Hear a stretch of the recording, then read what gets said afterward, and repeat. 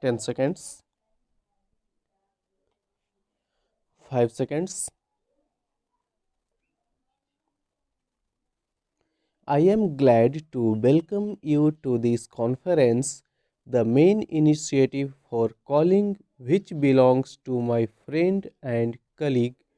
When he first suggested to me that there should be a meeting of vice chancellors and others to consider how we can improve agricultural education in the country, I readily agreed. There is perhaps a no single issue which is of greater importance for the future well being of our country. A hard fact which we must face is that the economic life of India is not properly balanced between agriculture and industry.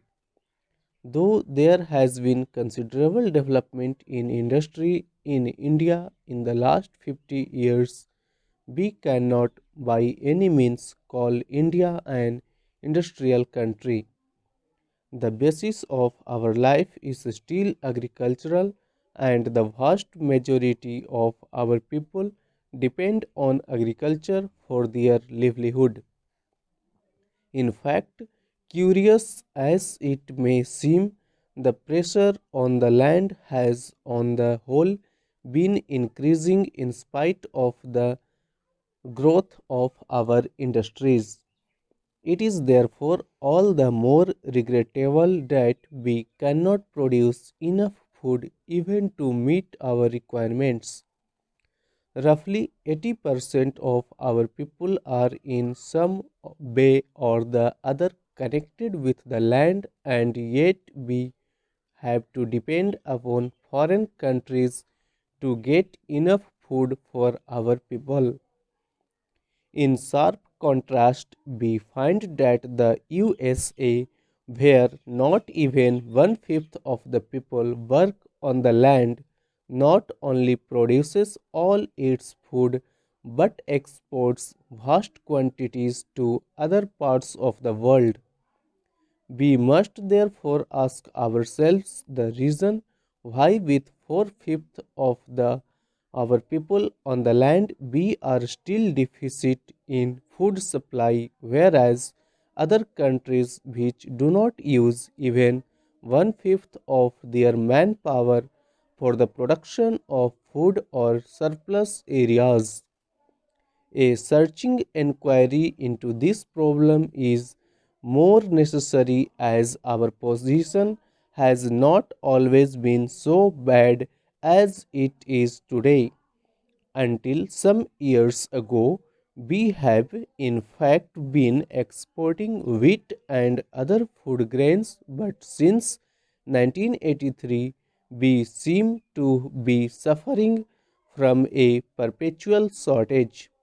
You all know about the efforts of the governments, both at the center and the states, to increase the production of food through the Grow More Food campaign.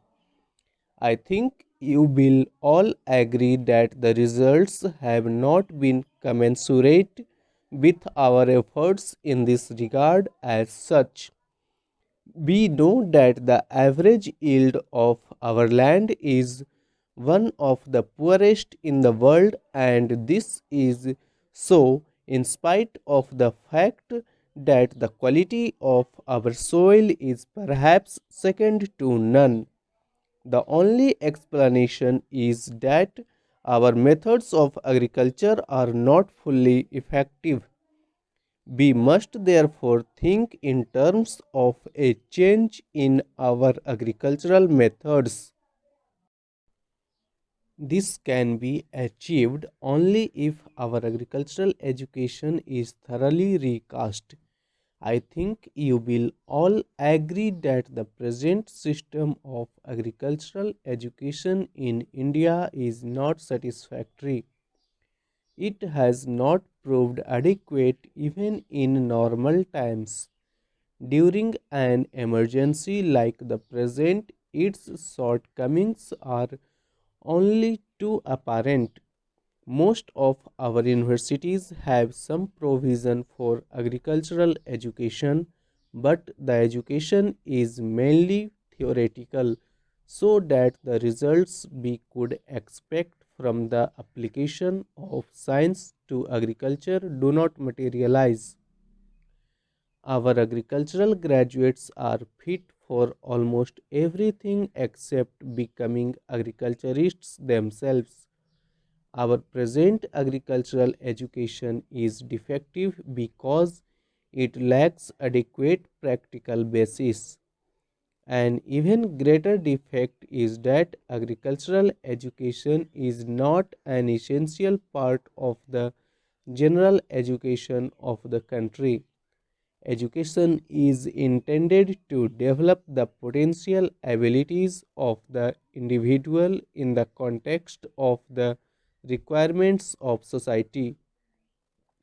In a country like India, where agriculture is not only the main profession but the dominant way of life, it is necessary that agriculture must enter intimately into very aspect of general education. We are now planning to transform the system of our primary education by converting it into basic education. Gandhiji, with the insight of a genius, saw that if education is to be creative and real for millions of our people, it must seek to satisfy their basic requirements of food and clothing. Intellectual development can be adequate and satisfactory only in the context of satisfying these two basic needs.